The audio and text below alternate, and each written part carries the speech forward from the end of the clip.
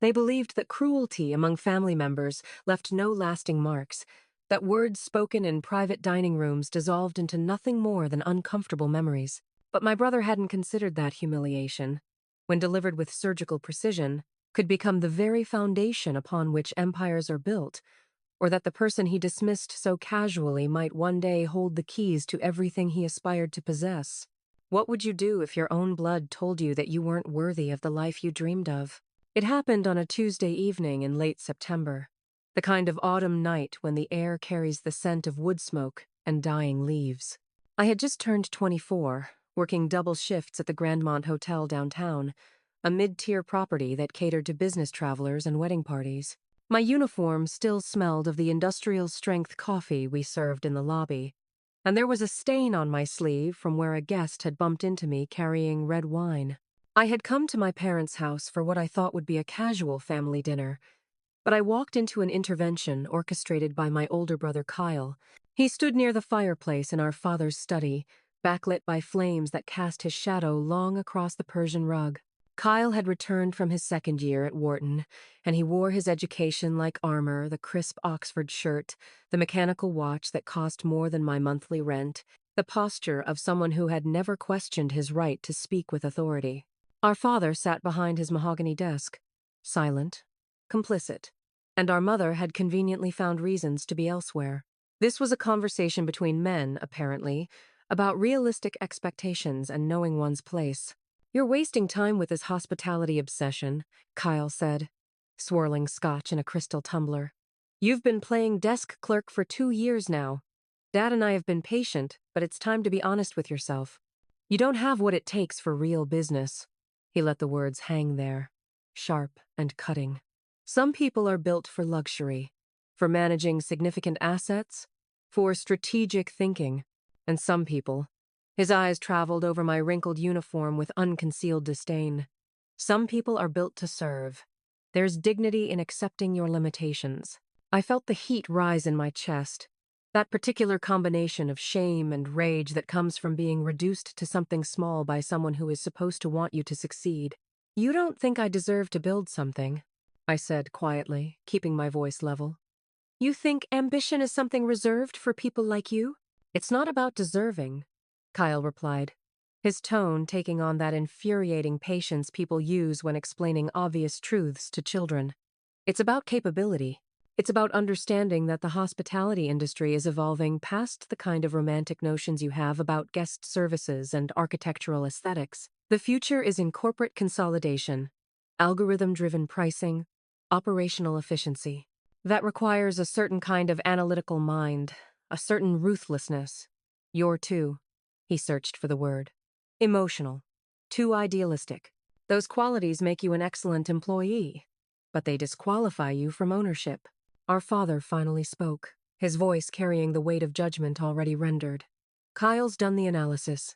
The independent hotel market is dying. The smart money is in commercial real estate development, strip malls, office complexes.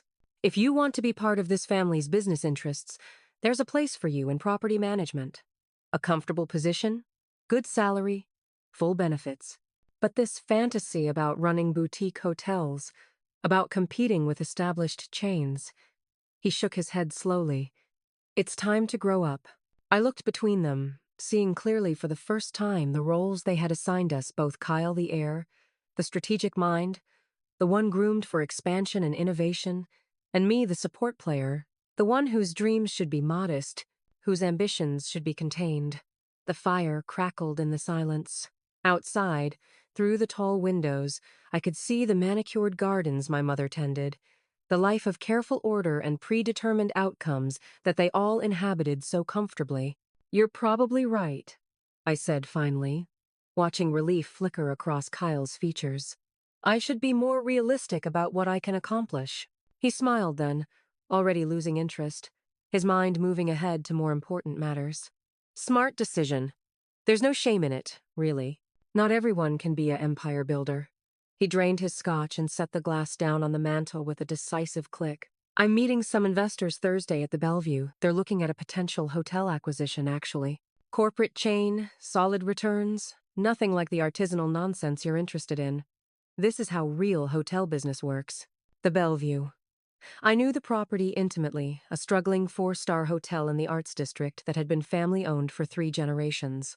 I knew it because I had spent the last 18 months having quiet conversations with the owner, a 72-year-old woman named Catherine, whose children had no interest in hospitality and whose husband had passed away, leaving her to manage the property alone. I knew the Bellevue because Catherine and I had been discussing a possibility that no one in my family could have imagined. What Kyle didn't know, what neither of them knew, was that I had been preparing for this moment not for months but for years.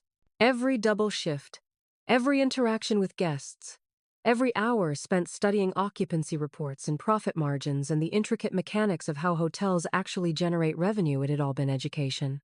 I had saved relentlessly, lived in a studio apartment with furniture from thrift stores, driven a car held together by rust and determination. I had taken online courses in commercial real estate law, hospitality management, financial modeling. I had networked not at country clubs or alumni events, but in the break rooms and supply closets where the people who actually run hotels share knowledge that no MBA program teaches. And I had learned something that Kyle, for all his Ivy League education, had never grasped: that the hotel business isn't really about buildings or balance sheets or algorithmic pricing models. It's about understanding human beings at their most vulnerable, tired, displaced, seeking comfort in unfamiliar places. It's about creating moments of unexpected grace, about anticipating needs before they're spoken, about making strangers feel seen and valued. You can't teach that in a classroom. You can't learn it from a corporate strategy deck. You learn it by working the front desk at 3 in the morning when a guest's flight got canceled and their meeting is in 6 hours, by remembering that the woman in 412 prefers her coffee with oat milk and extra foam, by knowing that luxury isn't about thread count but about the feeling that someone genuinely cares about your comfort. Catherine understood this. When I first approached her about potentially purchasing the Bellevue, she had been skeptical. I was young. I had limited capital. I had no family backing or corporate structure. But I brought her something else: a comprehensive plan for restoring the property's original character, a strategy for marketing to the creative professionals and cultural tourists the neighborhood was increasingly attracting, and most importantly, a philosophy about hospitality that aligned with why she had spent 40 years building her business in the first place. We met 11 times over those 18 months, often in her office after the dinner service ended, with the sounds of the city filtering through old windows and the smell of coffee growing cold in porcelain cups.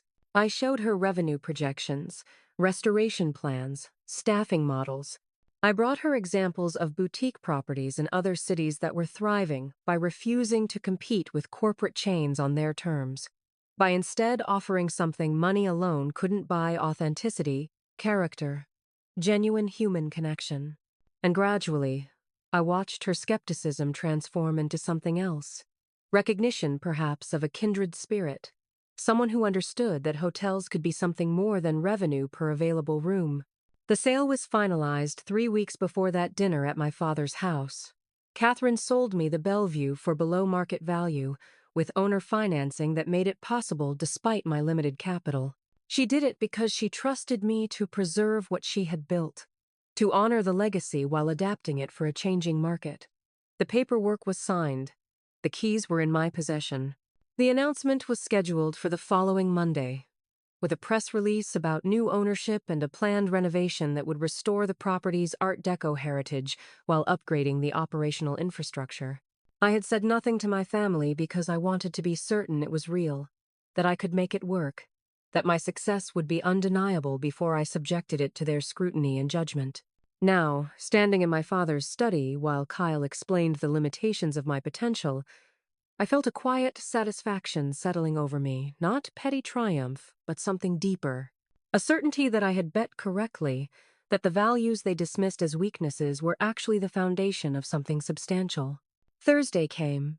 I woke before dawn and went to the Bellevue, walking through the lobby in the soft morning light, running my hand along the original brass railings that would be restored to their former glory. The staff knew about the ownership change, but had been asked to keep it confidential until the official announcement.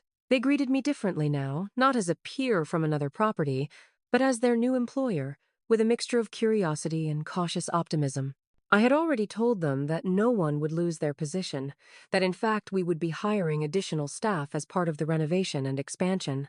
I spent the morning in the office Catherine had occupied for 4 decades, now mine, reviewing contractor bids and meeting with an interior designer who specialized in historic preservation. At 2 in the afternoon, my phone buzzed with a text from Kyle. At the Bellevue now. Owners weren't interested in Dad's group. Waste of time. Place is being sold to some kid with no experience. These people don't understand real business. I smiled at that. Some kid with no experience. I texted back. Interesting. Let me know how it goes. His response came quickly. Already left. Meeting with them was pointless. They're making a huge mistake. Property will probably be bankrupt in a year. The press release went out Monday morning, picked up by the local business journal and the hospitality industry publications I had carefully cultivated relationships with. The headline read, Historic Bellevue Hotel enters new era under young owner's vision for boutique renaissance. The article detailed my background, my philosophy, the renovation plans, and Catherine's endorsement. It included quotes from hospitality industry analysts who noted the growing market for independent luxury properties that offered authentic experiences rather than corporate uniformity. My father called at 9:15. Is this true? He asked, his voice tight with emotions I couldn't quite parse. You bought the Bellevue? The one Kyle was looking at? Yes, I said simply. Catherine and I finalized the sale 3 weeks ago. We're beginning renovations next month. Silence. Then, you never said anything. You let us think. I let you think what you wanted to think, I replied, keeping my voice even. You assumed I was incapable. You assumed my work was going nowhere. You assumed ambition was something I didn't possess or deserve. I didn't see the point in arguing about assumptions when I could just prove them wrong. Kyle appeared at the Bellevue that afternoon, unannounced, his expression oscillating between disbelief and something that might have been embarrassment. I met him in the lobby, where contractors were already measuring for the restoration work, where designers were examining original fixtures, where the energy of transformation was palpable. He looked smaller somehow, standing in the middle of my hotel, in the center of my accomplishment that he had declared impossible. You did this without telling anyone? He said. Not quite a question, not quite an accusation. You let me stand there and tell you that you weren't capable, and you already owned the property I was trying to acquire. Yes, I acknowledged. I did. Why? The word came out raw, genuinely confused. Why not say something? Why let me... He stopped, unable to complete the thought. I considered the question, looking at my brother clearly for perhaps the first time not as the golden child or the favored heir, but as a person who had been told his entire life that he was exceptional and who had never thought to question whether that assessment was earned or simply inherited. Because you needed to mean what you said, I told him. If I had told you I was buying the Bellevue, you would have moderated your position, found ways to explain it away, convinced yourself that you had been supportive or that my success was an anomaly. But now you have to confront the fact that your entire assessment of my capabilities was wrong, that the qualities you dismissed as weaknesses were actually strengths, that there are kinds of intelligence and vision that aren't measured by MBA programs or family approval. His hands flexed at his sides, a gesture of impotent frustration. Dad's investors would have paid more. You could have made money just flipping it to us. I don't want to flip it, I said. I want to build something. I want to create the kind of hotel that people remember, that makes them feel genuinely cared for, that proves luxury isn't about price point but about attention and authenticity. That's not your vision, and it's not Dad's vision, but it is mine, and it turns out that vision has value in the market. He left without another word, and I watched him go with something approaching pity. He had been raised to believe that confidence and pedigree were sufficient, that the world owed him success based on his credentials and connections. But the world doesn't owe anyone anything. Success comes from understanding something deeply, from caring about it enough to master its intricacies, from being willing to start at the bottom and learn every layer of how something actually works. The renovation took 8 months. I was there almost every day, making decisions about tile patterns and light fixtures, interviewing staff, developing training programs, building relationships with local artists and restaurants, and cultural institutions that could help make the Bellevue a hub for the creative community we wanted to serve. When we reopened, The reviews were extraordinary, not just about the restored architecture or the carefully curated design, but about the feeling of the place, the sense that someone genuinely cared about every detail of the guest experience. Within a year, we were operating at 88% occupancy with rates that had doubled. Within 2 years, I had purchased a second property in a neighboring city, applying the same model of historic restoration and authentic hospitality. The business publications that had covered the Bellevue acquisition started calling me for commentary on hospitality industry trends, on the future of independent hotels, on how to compete with corporate chains. I was invited to speak at conferences, to join industry boards, to advise other young hoteliers pursuing similar visions. Kyle and I maintained a cordial distance, seeing each other at family obligations, but never discussing what had happened, never acknowledging the fundamental recalibration of our relationship. Our father occasionally mentioned my success, with the particular tone people use when they want credit for something they actually opposed. I accepted it with grace because fighting old battles serves no purpose once you've already won the war. Perhaps revenge is not really about humiliation or dramatic confrontations, though there can be deep satisfaction in proving wrong those who dismissed you. Perhaps it's about something quieter and more enduring, about refusing to accept someone else's limited vision of your potential, about transforming their doubt into fuel for your own improbable ascent, about building something so undeniable that their judgment becomes irrelevant. It's about looking at the person who tried to diminish you and realizing, with clarity and something approaching compassion, that their need to make you small revealed only their own insecurity, their own fear that the world might not be as simple or as hierarchical as they needed it to be.